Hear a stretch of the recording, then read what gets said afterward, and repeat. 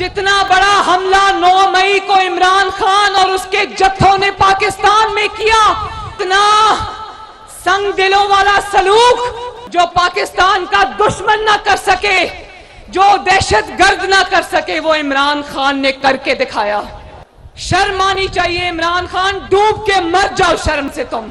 ये भी मैं आपको बता दूं कि ये इमरान इसमें अकेला नहीं था। इन हमलों में इमरान खान के वो सहूलतकार जो 2011 से लेकर 2022 तक इसकी सरपरस्ती करते रहे, इसकी सहूलतकारी करते रहे, वो सब भी शामिल है इसमें। ये एक सोची समझी साजिश थी जिसका आगाज हुआ था जब आज के सिपा सालार जनरल आसिम मुनीर को इसने DGI के ओहदे से अपनी करप्शन की निशानदेही करने पर हटाया था, और उसकी जगह ये जिसको अपने हाथ और आंखें और कान कहता था जनरल फैज, ये उसको लेकर आया था उसकी जगह पर। 25 को ये लॉन्ग मार्च इस्लामाबाद में लेकर आया। उसका मकसद सियासत नहीं था, उसका मकसद इलेक्शन नहीं था, उसका मकसद जनरल आसिम मुनीर को चीफ ऑफ आर्मी स्टाफ से बनने से रोकना था। ना कौम तुम्हें छोड़ेगी और ना कौम उन जजेस को छोड़ेगी जो तुम्हारे सहूलतकार बने हुए हैं, जो टक्कर के लोग, जो दिन रात ये कहते थे कि जिहाद करने जा रहे हैं, जो ये कहते थे हकीकी आजादी लेने जा रहे हैं, जो कौम को लेके कहते थे कि तेरा बाप भी देगा आजादी, आज वो मैं कहती हूं कि इस तरह दौड़े लगा रहे हैं कि ना सिर्फ पुलिस के चुंगल से निकल गए बल्कि फवाद चौधरी जो है वो तहरीक इंसाफ से ही निकल गया बाहर। ये खन्नास अपने दिमाग से निकाल दो कि तुम्हारी कोई टिकट लेने वाला भी होगा। तुम्हारी इंशाअल्लाह ताला your game is over. Khurshid साहब, नईम खान भाबा साहब, यूसुफ कसेलिया साहब, इरफान दौलताना, खालिद डोगर साहब, आसिफ सईद मनहेज साहब, बिलाल अकबर भट्टी साहब, मियां माजिद नवाज साहब, इमरान दौलताना साहब, आरिफ खुर्शीद साहब और नौशेर लंगड़ियाल साहब, शाहजेब भाबा साहब, और इसके अलावा अगर कोई रह गया है तो मैं माफी चाहती हूं।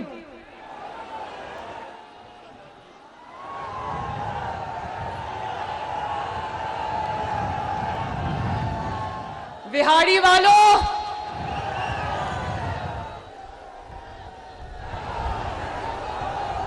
9 मई को जो वाकया सानिया हुआ था हमारे मुल्क के साथ, मेरा दिल बहुत जला हुआ है। मेरा दिल खून के आंसू रोता है। इसलिए मुस्लिम लीग नून के नौजवानों का आज का इज्तिमा पाकिस्तान के शहीदों के नाम करती हूं मैं। मुस्लिम लीग नून के नौजवानों का ये इज्तिमा इस मिट्टी के शहीदों और गाजियों के नाम करती हूं मैं। उन माओं के आंसुओं के नाम करती हूं जिन्होंने अपने जिगर गोशों की इस मुल्क की खातिर कुर्बानी दी। उन वालिदैन की सिसकियों के नाम करती हूं जिन्होंने अपने जवान बेटे इस धरती पर, इस मिट्टी पर कुर्बान किए। उन यतीम बच्चों के नाम करती हूं जिनके बाप इस मुल्क की हिफाजत करते करते अपनी जान से हाथ धो बैठे। उन बेवाओं के नाम करती हूं जिन्होंने अपने सुहाग इस मिट्टी की खातिर कुर्बान कर दिए। मुझे नहीं पता था नौजवान इतनी बड़ी तादाद में मुस्लिम लीग नून के नौजवान बिहाड़ी में मौजूद हैं।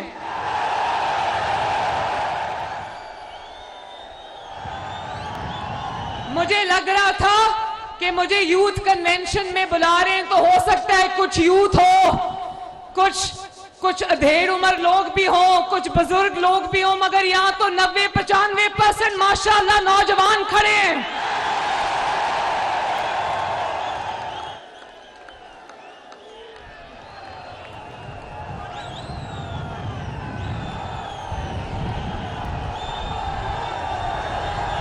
अच्छा, जिनकी उम्र 30 साल से कम है वो हाथ खड़े करें।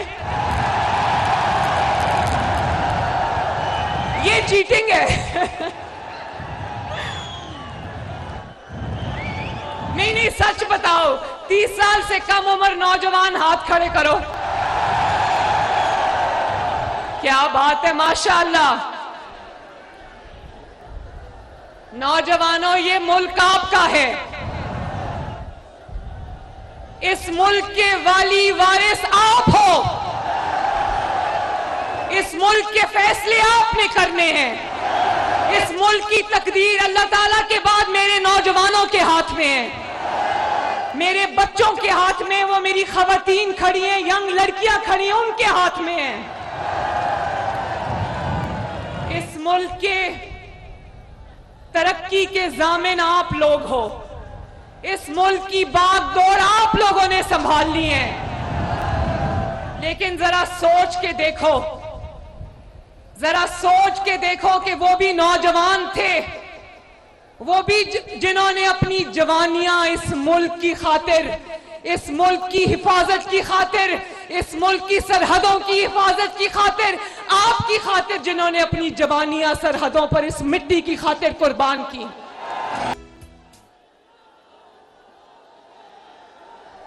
क्या कह रहे हो? आवाज नहीं आ रही।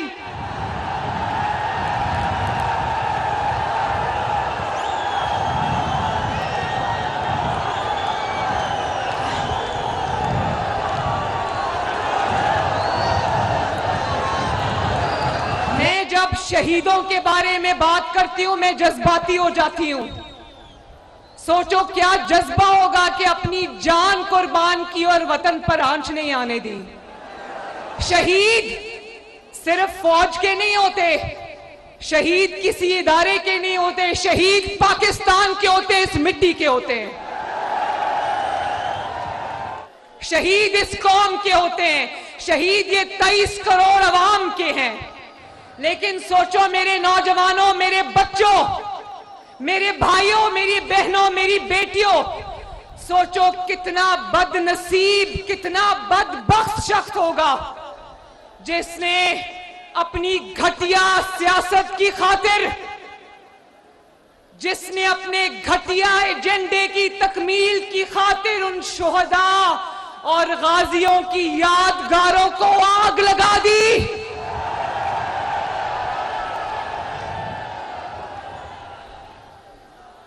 कितना बड़ा गद्दार है वो, जिसने शहीदों की यादगारों को, उनकी कुर्बानियों को, उनकी अलामतों को आग लगा दी। उससे बड़ा बदबख्त कोई पाकिस्तान में हो सकता है?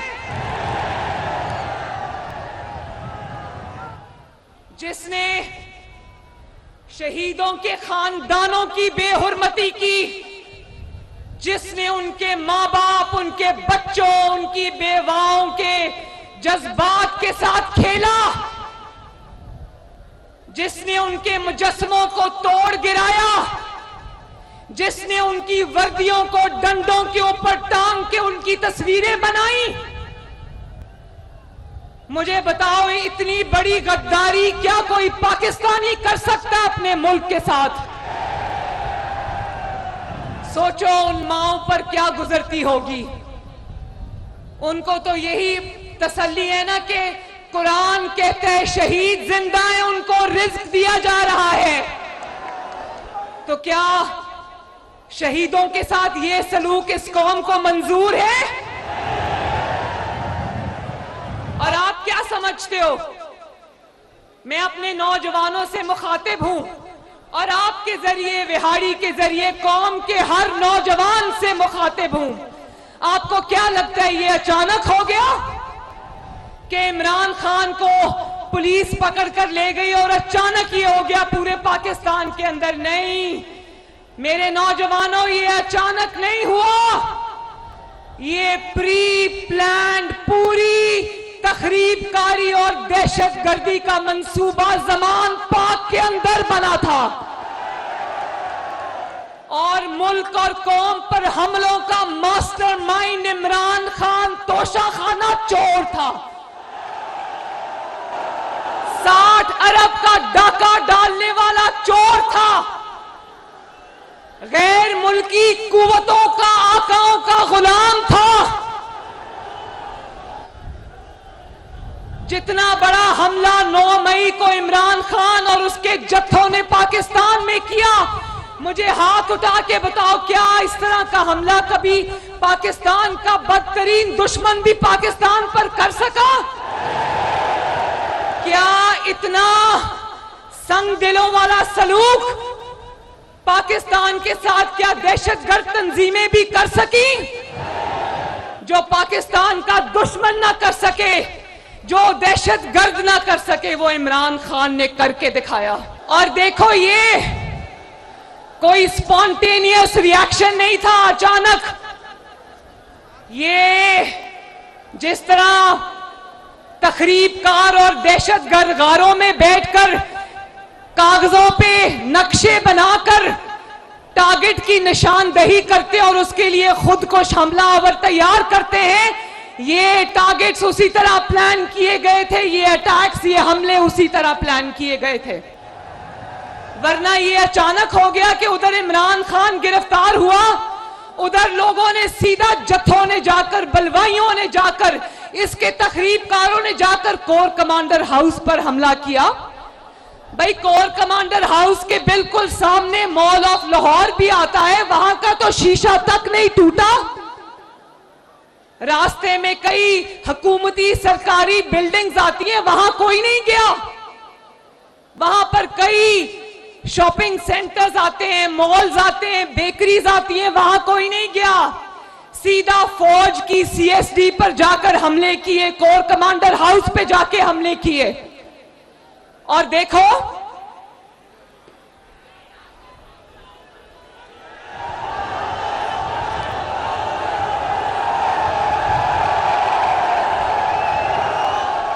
पूरे टारगेट सेट किए हुए थे, एक एक टारगेट सेट किया हुआ था। और मास्टरमाइंड इमरान खान ने बताया था कि जब मुझे गिरफ्तार करे, तुमने इधर जाना है, तुमने उधर जाना है। हर जत्थे का एक सरबराह भी था और इसकी अपनी जमात के लोग थे।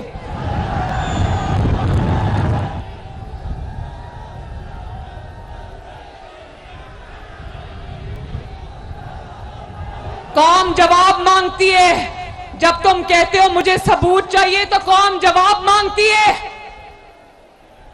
जब कोयटा से जत्था निकलता है तो सीधा छावनी का रुख क्यों करता है? जब लाहौर से जत्थे निकलते हैं तो सीधा कोर कमांडर हाउस का रुख क्यों करते हैं?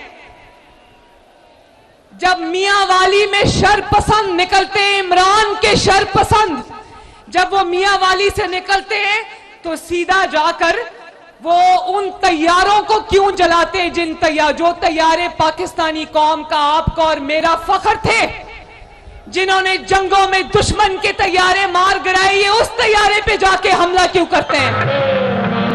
एक मिनट, ये उस तैयारे पे हमला क्यों नहीं करते जिसको इमरान खान ने अपनी वजारत उज़्मा में रक्षे की तरह चलाया? उस तैयारे पे जाके हमला क्यों नहीं करते? पेशावर में जत्था निकलता है तो सीधा एफसी के हेडक्वार्टर्स में जाता है, किला बाला हसार में जाता है, कहीं और नहीं जाता। चीफ मिनिस्टर हाउस नहीं जाता, सीधा अपने अस्करी टारगेट के ऊपर जाता है। पिंडी में जब इमरान का जत्था निकलता है तो लाल हवेली नहीं जाता, सीधा जीएचक्यू जनरल हेडक्वार्टर्स जाता है, पाकिस्तान आर्मी के ऊपर हमला करने जाता है। भाई, पिंडी में लाल हवेली भी है, वहां क्यों नहीं गए तुम्हारे बलवाई? सीधा जीएचक्यू क्यों गए? सीधा आईएसआई की इंस्टॉलेशंस पे तंसीबात पर क्यों गए?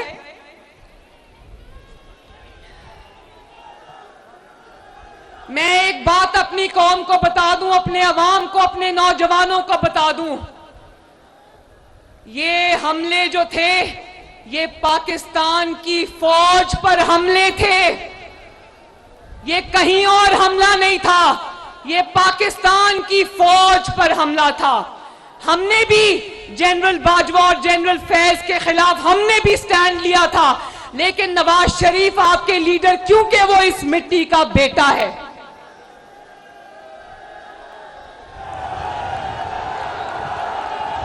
नवाज शरीफ इस मिट्टी का बेटा है।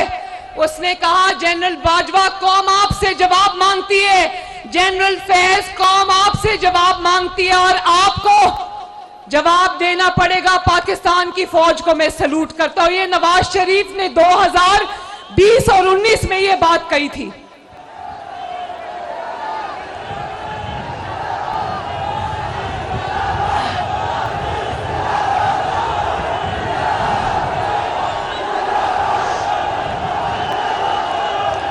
इस हमले का मकसद पाकिस्तान की फौज को कमजोर करना, उसको झुकाना, उसको सरनगू करना था, उसके खिलाफ पुरतशद्दद लहर को जन्म देना था। इसका मकसद पाकिस्तान के लिए कोई खिदमत नहीं था। शर्म आनी चाहिए इमरान खान, डूब के मर जाओ शर्म से तुम। और मेरे नौजवानों, ये भी मैं बता दूं, ये भी मैं आपको बता दूं कि ये इमरान इसमें अकेला नहीं था। इन हमलों में इमरान खान के वो सहूलतकार जो 2011 से लेकर 2022 तक इसकी सरपरस्ती करते रहे, इसकी सहूलतकारी करते रहे, वो सब भी शामिल है इसमें।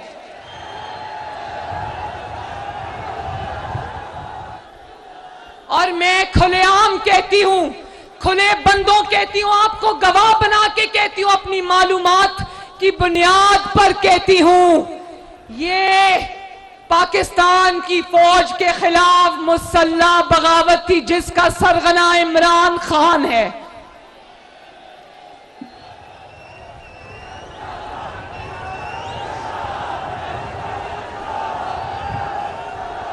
और विहाड़ी के मेरे नौजवानों, ये कोई पहला हमला नहीं था। ये एक सोची समझी साजिश थी जिसका आगाज हुआ था जब आज के सिपा सालार जनरल आसिम मुनीर को इसने DGI के ओहदे से अपनी करप्शन की निशानदेही करने पर हटाया था। और उसकी जगह ये जिसको अपने हाथ और आंखें और कान कहता था जनरल फैज, ये उसको लेकर आया था उसकी जगह पर। उसके बाद अपने इक्तदार को दवाम देने के लिए इसने नए DGI की तकर्री रोकी, क्योंकि जनरल फैज इसका अलायकार था, उसको ये रखना चाहता था। आसिम मुनीर की बारी I chief of army staff बनने की, तो इसने कहा मैं नवाज शरीफ को नया चीफ ऑफ आर्मी स्टाफ मुकर्रर नहीं करने दूंगा। उसके लिए ये 25 मई को लॉन्ग मार्च लेकर इस्लामाबाद आया। उसका एक ही मकसद था, जो 25 को ये लॉन्ग मार्च इस्लामाबाद में लेकर आया, उसका मकसद सियासत नहीं था, उसका मकसद इलेक्शन नहीं था, उसका मकसद जनरल आसिम मुनीर को चीफ ऑफ आर्मी स्टाफ से बनने से रोकना था। सोचो ये किस कदर साजिशी बंदा है, और इसने सियासतदान का जो लिबादा है वो ओढ़ा हुआ है।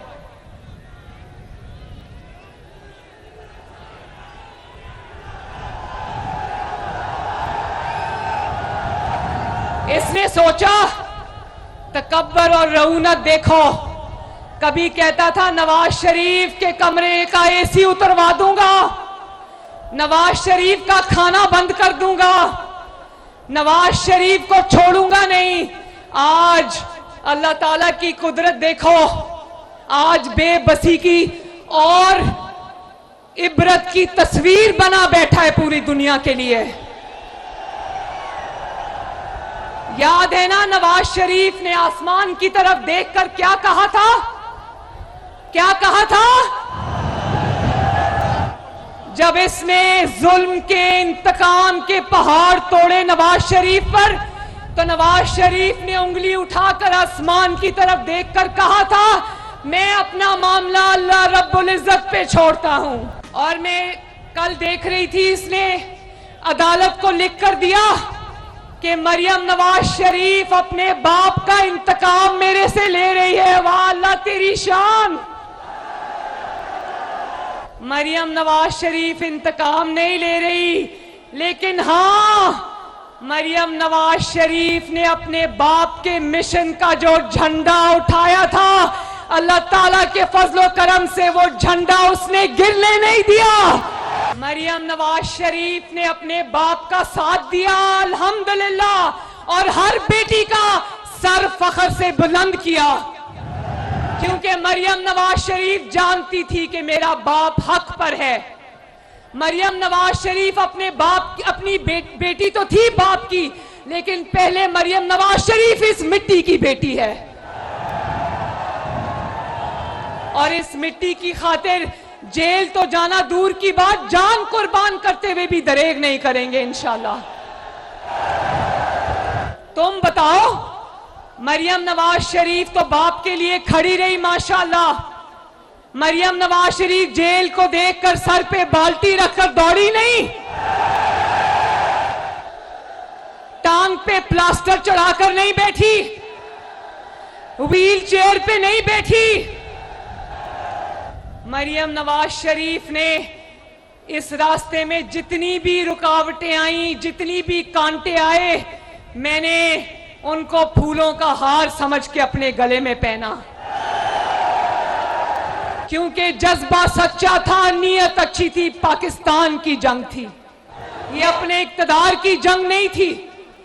तो बंदा इससे पूछे, मरियम नवाज शरीफ बेटी को कह रहे हो तुमने बाप का इंतकाम लिया है, तो इसको पता था इसने इतने बड़े बड़े जुल्म किए हैं, इतना ज्यादा जो इसने ज्यादतियां की हैं लोगों के साथ, अब लोग इंतकाम लेंगे। लेकिन नवाज शरीफ और उसकी बेटी इंतकाम में यकीन नहीं रखते। हाँ, नवाज शरीफ और उसकी बेटी अल्लाह ताला की जात और मकाफात अमल पर जरूर यकीन रखते हैं।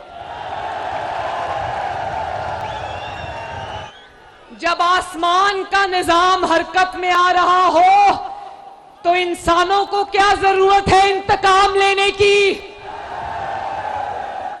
इसने अपने उसी जोम और तकब्बर में सोचा कि नेशनल असेंबली तोड़ दूंगा, बाजी पलट जाएगी, पंजाब असेंबली तोड़ दूंगा, बाजी पलट जाएगी, केपीके की असेंबली तोड़ दूंगा, बाजी पलट जाएगी, लॉन्ग मार्च लेके आके मुल्क को जाम कर दूंगा, बाजी पलट जाएगी। उसी जोम और तकब्बर में उसने सोचा कि पाकिस्तान की फौज पर हमला करूंगा, बाजी पलट जाएगी। लेकिन जो टक्कर के लोग, जो दिन रात ये कहते थे कि जिहाद करने जा रहे हैं, जो ये कहते थे हकीकी आजादी लेने जा रहे हैं, जो कौम को लेके कहते थे कि तेरा बाप भी देगा आजादी, आज वो मैं कहती हूं कि इस तरह दौड़े लगा रहे हैं कि ना सिर्फ पुलिस के चुंगल से निकल गए, बल्कि फवाद चौधरी जो है वो तहरीके इंसाफ से ही निकल गया बाहर।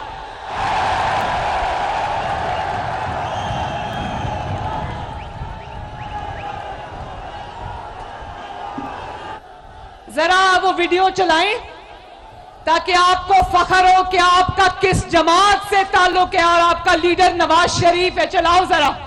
मुस्लिम लीग नून की लीडरशिप अज़्मो हिम्मत का निशान मियां नवाज शरीफ 374 दिन हिरासत में, मोहम्मद शहबाज शरीफ 340 दिन हिरासत में, मरियम नवाज 158 दिन हिरासत में, हमजा शहबाज 627 दिन हिरासत में, ख्वाजा साद रफी 462 दिन हिरासत में, ख्वाजा सलमान रफी 462 दिन हिरासत में, ख्वाजा मोहम्मद आसिफ 174 दिन हिरासत में, राना सनाउल्लाह 174 दिन हिरासत में, शाहिद खाकान अब्बासी 222 दिन हिरासत में, एहसन इकबाल 64 दिन हिरासत में, हनीफ अब्बासी 264 दिन हिरासत में, मिफ्ता इस्माइल 140 दिन हिरासत में, हाफिज नुमान 512 दिन हिरासत में, राजा कमर 218 दिन हिरासत में, कैप्टन सफदर 53 दिन हिरासत में और जावेद लतीफ 56 दिन हिरासत में रहे। लेकिन दूसरी तरफ फवाद चौधरी ने सियासत को छोड़ने का ऐलान कर दिया। मैं मुस्ताफी हो रहा हूँ, मैं एक्टिव पॉलिटिक्स छोड़ रही हूँ। मेरा पीटीआई से कोई ताल्लुक नहीं है, मैं पीटीआई से दस्तबरदार होता हूँ। मैं पार्टी को छोड़ रहा हूँ, मैं पीटीआई को खैराबाद कहता हूँ। मेरा कोई ना तल्लक रहा है ना वास्ता रहा है। फैसला किया है कि हम पाकिस्तान तहरीक इंसाफ को खैराबाद कहते हैं और छोड़ दें। पाकिस्तान तहरीक इंसाफ को खैराबाद कहते हैं और छोड़ दें। इससे वाजे हुआ कि सियासी कारकुन जेल से नहीं डरता, सिर्फ दहशतगर्द जेल जाने से डरता है। सियासतदान जेल जाने से नहीं डरता, सिर्फ चोर और डाकू जेल जाने से डरता है। ये वीडियो देखकर अल्लाह का शुक्र अदा किया, अपनी लीडरशिप पे फख्र हुआ। क्या शेर के बच्चे हैं ये, क्या शेर का बच्चा है नवाज शरीफ। और कहता है, जरा सुनना, ये जो अभी लाइन लगी हुई थी ना पीटीआई छोड़ने वालों की, जहां से आए वहीं चले गए। कहता है मेरी पार्टी पे बड़ा दबाव है, इसलिए लोग छोड़ छोड़ के जा रहे हैं, मेरी पार्टी पे प्रेशर है। जरा सुनना इमरान खान, तुम जानते हो कि प्रेशर चीज क्या होती है? प्रेशर होता है जब एक बाप के सामने, एक कैदी बाप के सामने उसकी बेटी को गिरफ्तार किया जाए, प्रेशर वो होता है। लेकिन अल्हम्दुलिल्लाह ना बाप झुका ना बेटी झुकी। प्रेशर वो होता है जब नवाज शरीफ भी उसी जेल में बंद, शहबाज शरीफ उसका भाई भी उसी जेल में बंद, कैप्टन सफदर भी उसी जेल में बंद, मरियम नवाज भी उसी जेल में बंद, शहबाज शरीफ का बेटा हमजा शहबाज भी उसी जेल में बंद। लेकिन ना नवाज शरीफ झुका ना शहबाज शरीफ झुका, अल्हम्दुलिल्लाह। प्रेशर वो होता है जब बीवी लंदन में बिस्तरे मर्ग पे आखिरी सांसें ले रही हो और खामन को फोन करने की इजाजत ना हो, बात करने की इजाजत ना हो, आखिरी अल्फाज सुनने और कहने की इजाजत ना हो। प्रेशर उसको कहते हैं इमरान खान। ना नवाज शरीफ झुका, ना उसका खानदान झुका, ना उसकी जमात झुकी और ना अपने कारकुनों का सर झुकने दिया। आपका सर बिहारी हमने झुकने नहीं दिया। आपको और खवातीन को अपनी हिफाजती ढाल नहीं बनाया, आपके आगे हम खुद ढाल बन के खड़े हो गए। हमने कहा कि हमारे कारकुनों तक जाना है तो हमारे ऊपर से चल के जाना होगा, अपने कारकुनों पे आंच नहीं आने दी। और आपको पता है राना सनाउल्लाह पर 20 किलो हेरोइन डाल दी इन्होंने। जानते हो हेरोइन की सजा क्या होती है? क्या होती है? सजाए मौत होती है। और अगर राणा साहब को पता था, लॉ मिनिस्टर हैं, कि इसकी सजा मौत है, लेकिन देखो प्रेशर इसको कहते हैं। उनकी बीवी रात को जेल के आगे पूरी पूरी रात खड़ी रहती थी, प्रेशर उसको कहते हैं, लेकिन झुके नहीं। बल्कि राणा सनाउल्लाह को जब पेशी के लिए कोर्ट लाया गया तो मीडिया ने उनसे सवाल किया, उसने कहा कि नवाज शरीफ को छोड़ने का तो सवाल पैदा नहीं होता, जहां नवाज शरीफ का पसीना गिरेगा वहां मेरा खून गिरेगा।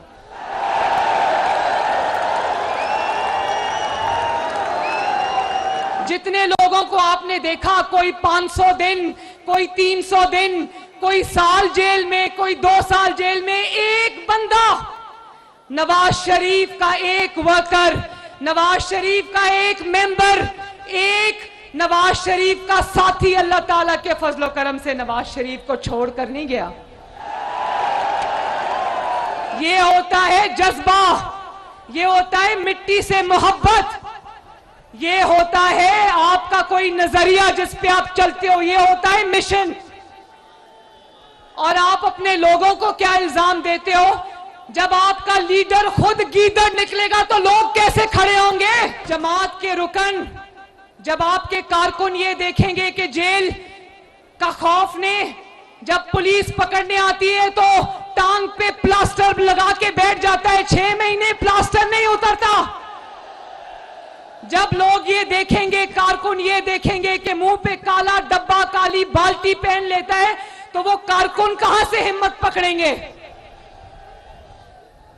जब नवाज शरीफ ने गिरफ्तारी दी थी तो फ्रंट से लीड किया था, ये नहीं कि खुद घर में छुप जाओ और कारकुनों को कहो कि निकलो और गिरफ्तारी दो।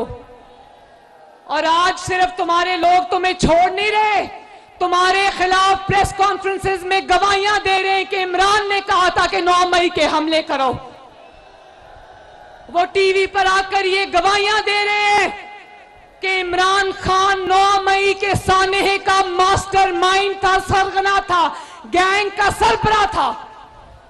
नवाज शरीफ को तो चौधरी निसार साहब जब छोड़ गए, एक ही बंदा गया चौधरी निसार, वो भी जाते जाते गवाही दे गया कि मैं ये गवाही देता हूं कि नवाज शरीफ ईमानदार है।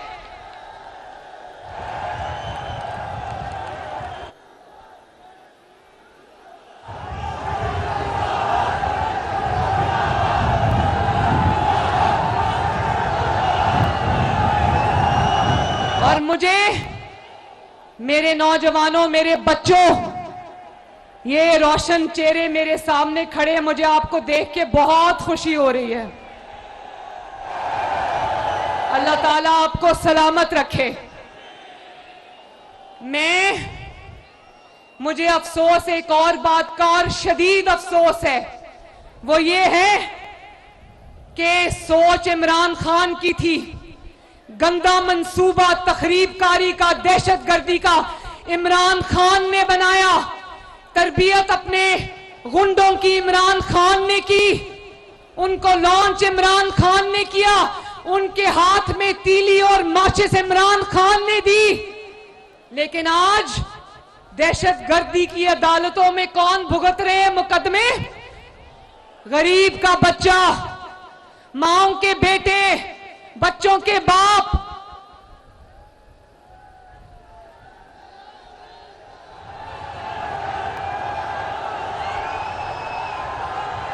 जो आज इंसदाद दहशतगर्दी की अदालतों में जो 10-10, 20-20 साल के लिए गए नौजवान, मुझे तरस आता है उन पर।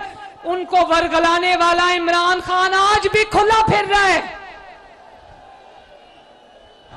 जिसने उनको तखरीबकारी का सबक दिया पिछले 1 साल की। जब से ये इक्तदार से निकला, इसकी 1 साल की तकरीरें उठा के देख लो, सवाए घेराव, जलाओ, तखरीबकारी के, दहशतगर्दी के, इसने किसी चीज का सबक भी दरस नहीं दिया कौम को। और देखो, कहता है कि खवातीन के साथ ये, मेरी खवातीन के साथ ये हो रहा है, चादर दीवारी की तौहीन हो रही है। तुम्हारी बीवी तो एक दफा जो कि चोर है, 5-5 कैरेट का रिश्वत में अंगूठी लेकर खा गई, हजम कर गई, तोशा खाना को खाली कर दिया, वो तुम्हें नजर नहीं आता?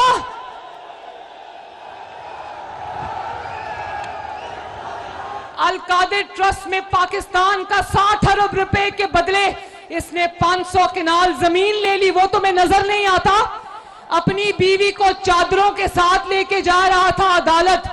तो मैं उस दिन सोच रही थी, तुम्हारी बीवी औरत है, दूसरों की बेटियां और बीवियां औरतें नहीं है। आपकी बहन मरियम नवाज शरीफ धक्कों से जेल से अदालत जाती थी, धक्कों से अदालत से जेल वापस आती थी। उस वक्त किसी औरत की बेहुरमती नहीं होती थी।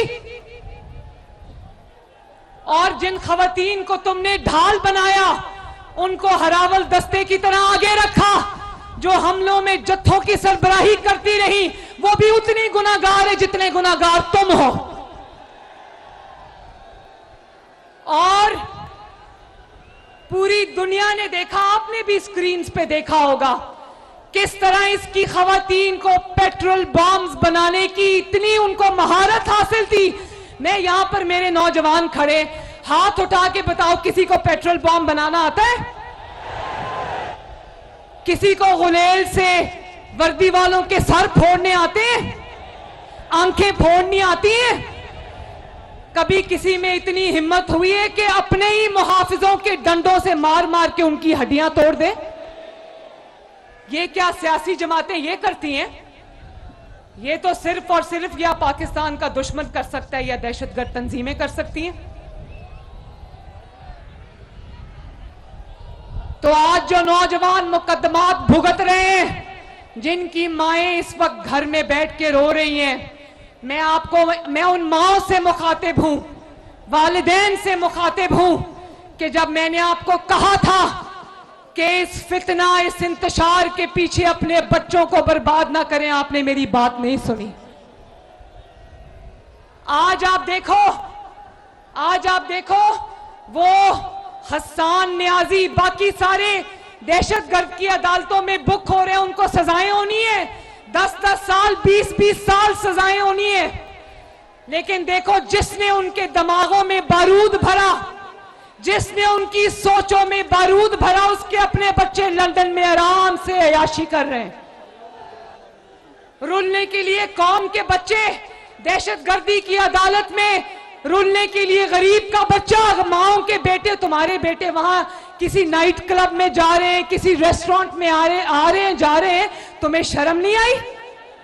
भाई इतना ही नेक मकसद था, इतनी आजादी लेनी थी, इतनी तहरीक चलानी थी, तो अपने बच्चों को बुला के झंडा पकड़ाते ना कि लो झंडा पकड़ो और लीड करो। उनको वहां छुपा के रखा हुआ है।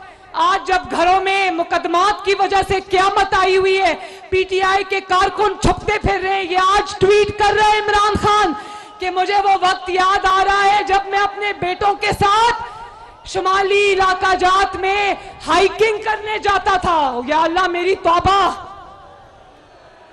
गरीब का बच्चा मुकदमे भुगत रहा है, तुम्हें अपनी हाइकिंग याद आ रही, शर्म करो। तुम्हारा वक्त भी दूर नहीं है, इंशाअल्लाह तुम्हारा वक्त खत्म। पाकिस्तान को मुबारक हो, ये तब्दीली जिस गंदे नाले से निकली थी वहीं जाके डूबेगी इंशाअल्लाह। और देखो कितने दिन हुए ये इनको, जब इनकी पकड़ धकड़ शुरू हुई है, पाकिस्तान में सुकून आया कि नहीं आया? पाकिस्तान में इसलिए सुकून है कि ये फितना, ये दहशतगर्द, ये इंतशार, ये अब डर के अपने घर में छुपा बैठा है। इसकी जमात इसका साथ छोड़ गई है। इतना मकरू मकसद था कि इसका साथ इसकी जमात भी नहीं दे सकी। तो मुबारक हो पाकिस्तानियों, आपकी जान इस फितने और दहशतगर्द से छूट गई है इंशाअल्लाह। और देखो गरीब के बच्चे बेचारे इधर उधर रुल रहे हैं अदालतों में, और अपना भांजा हसन न्याजी, जिसने डंडे पर वर्दी टांग कर कहा था ये पैंट का साइज क्या है, उसको छुपा के रखा हुआ है। और वो खदीजा शाह जो अमीर तरीन औरत है लाहौर की, इसके लिए वीडियोस बना रही थी, बल्बों की वीडियोस बना रही थी, जत्थों की वीडियोस बना रही थी, वहां पहुंची हुई थी। जब पुलिस पकड़ने आई तो मुंह के ऊपर काला कपड़ा डाल लिया, बुरका डाल लिया। भाई इतना ही अजीम मकसद है तो मुंह के ऊपर डब्बे, बाल्टियां और बुरके क्यों चढ़ाते हो?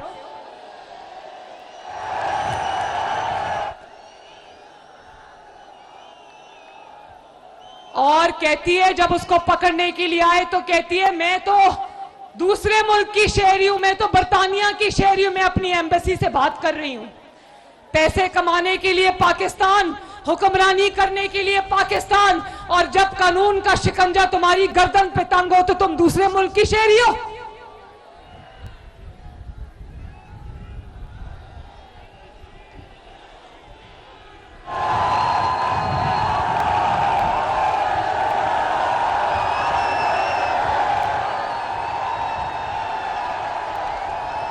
और कहता है, अदालत में लिख के देता है कि नवाज शरीफ और मरियम नवाज मेरे और फौज के दरमियान गलत फहमियां पैदा करे। वाह अल्लाह की शान। क्या मरियम नवाज शरीफ और नवाज शरीफ ने तो तुम्हारा दिमाग हैक कर लिया या तुम्हारा मुंह हैक कर लिया? बड़े ताबेदार हो मरियम नवाज शरीफ के, जो मरियम नवाज शरीफ कहती है वो भी करते हो, जो नवाज शरीफ कहता है वो ही करते हो।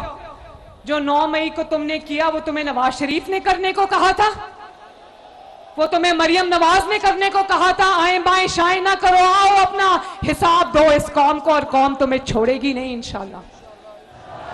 ना कौम तुम्हें छोड़ेगी और ना कौम उन जजेस को छोड़ेगी जो तुम्हारे सहूलतकार बने हुए हैं। आज आप देखो वो ऑडियो लीक्स आई जस्टिस उमर अता बंदयाल की सास की।